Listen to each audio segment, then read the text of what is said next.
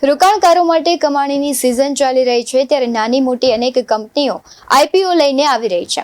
નમસ્કાર, BS9 TV ન્યૂઝમાં આપની સાથે હું ભગવતી વિશાવડિયા। માનબા ફાઇનાન્સનો આઈપીઓ આવી રહ્યો છે ત્યારે માનબા ફાઇનાન્સનો આઈપીઓ ₹150.84 કરોડનો બુક લિસ્ટ ઇસ્યુ છે। આ ઇસ્યુ સંપૂર્ણપણે 1.26 કરોડ શેરનો તાજા ઇસ્યુ છે।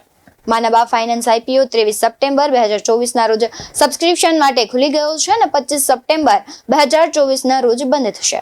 માનબા ફાઇનાન્સ આઈપીઓ માટેની ફાળવણીની જો વાત કરું તો ગુરુવાર એટલે કે 26 સપ્ટેમ્બર 2024 ના રોજ ફાઇનલ થવાની ધારણા છે।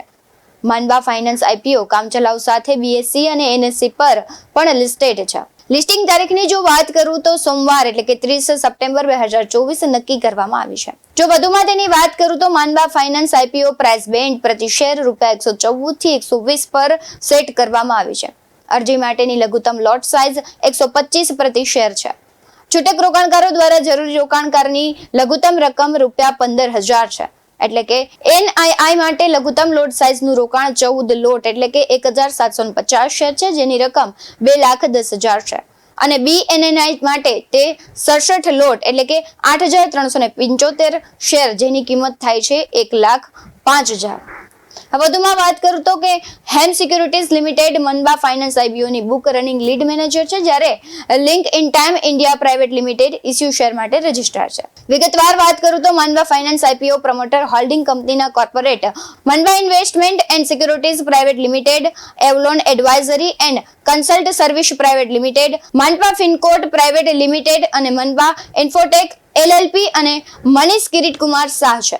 વધુમાં જો વાત કરીએ તો 1998માં સ્થપાયેલી Manba finance limited non banking finance company છે, જે નવા two wheelers, three wheelers, electric two wheelers અને ઇલેક્ટ્રિક થ્રી વ્હીલર માટે નાણાકીય ઉકેલો ઓફર કરે છે।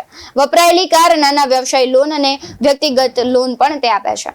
વધુમાં વિગતે વાત કરું તો કંપનીની શાખાઓ શહેરી, અર્ધ શહેરી અને મેટ્રોપોલિટન શહેરો અને નગરોમાં છે, જે આસપાસના ગ્રામીણ વિસ્તારોમાં સેવા આપે છે। કંપનીએ મહારાષ્ટ્ર, ગુજરાત, રાજસ્થાન, છત્તીસગઢ, મધ્યપ્રદેશ અને ઉત્તર પ્રદેશમાં 190 થી વધુ ઈવી ડીલરો સહિત 1100 થી વધુ ડીલરો સાથે સંબંધો રાખ્યા છે। આવા જ વધુ અહેવાલો સાથે મળતા રહીશું। તમે અમારી YouTube ચેનલને સબસ્ક્રાઇબ કરવાનું, અમને Facebook અને Instagram પર ફોલો કરવાનું ભૂલશો નહીં। બાકી અવનવી અપડેટ્સ મેળવવા માટે આપ જોતા રહો BS9 ટીવી ન્યૂઝ।